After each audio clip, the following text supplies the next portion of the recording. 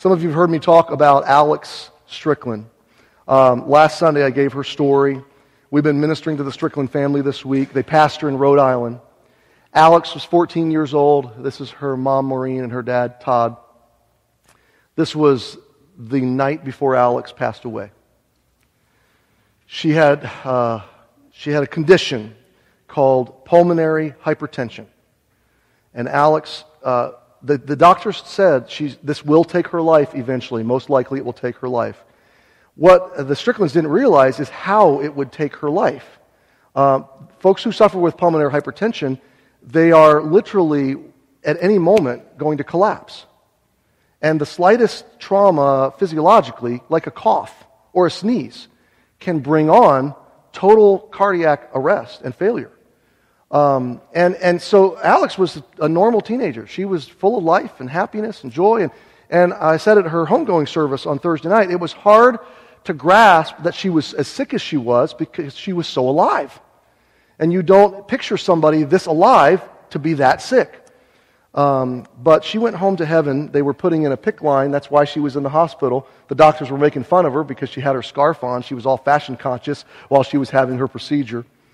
And just the putting in of that line into her vein threw her into cardiac failure. And they put her on life support very quickly. And literally within about 24 hours, the family was forced to make the choice to disconnect the life support. And it was a very, very sad situation. We had our homegoing service Thursday night and her graveside on Friday. And I hope you'll pray for the Stricklands. But I asked Todd, I said, can I talk about Alex today in the message? And he said, please help yourself and share her story. We want people to understand her faith. The camp director of the Wilds gave a testimony at her service on Thursday night. She was at camp this past summer. And they were giving some testimonies around the group at the last night of camp. And the kids were saying, I can't wait to come back next year and make this. I've made a lot of decisions this week, and I'm really excited about next year. And Alex raised her hand. She gave a testimony about all that God had done in her life and how she had grown that week. And she said this at the end of her testimony: I'm definitely coming back next year if I'm still alive. And I thought, wow, that's a girl who was anchored. Her heart, identity, was not wrapped up in temporal stuff. That's a 13-year-old girl, didn't really probably care a whole lot about 7th and 8th grade politics. She knew that at any moment she could be gone. And she was ready. She knew she was ready. And because she was going through life day by day, week by week, her dad gave a testimony at her service and said so many incredible things about her. But one of the things he said, Alex had no concept of personal space. You ever known somebody like that? She said, everybody she met, she got all up in their personal business immediately. Because she loved people. And she was joyous. She just drew life from people. And so they said they picked up her phone after she went to heaven. They looked at her, they started scrolling through her text, and he said, I had no idea she was texting so many people. Another clueless teen father, like the rest of us. He said, we picked up our phone, we began to look at text message, and person after person. He said almost every single one of them concerned about how are you doing, and I'm praying for you, and encouraging somebody else, living with other people.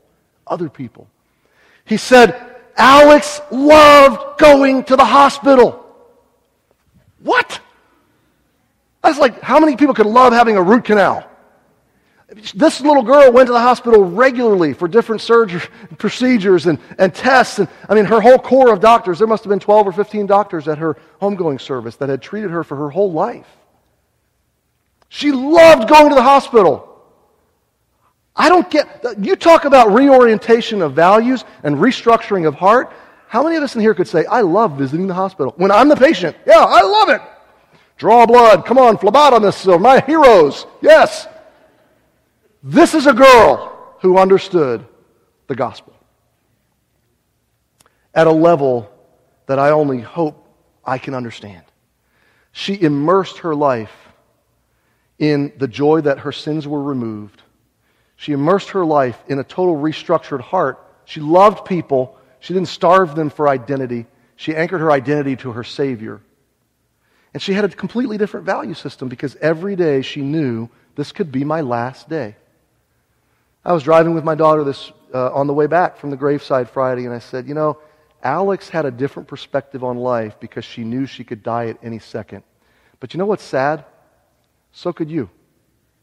And so could I.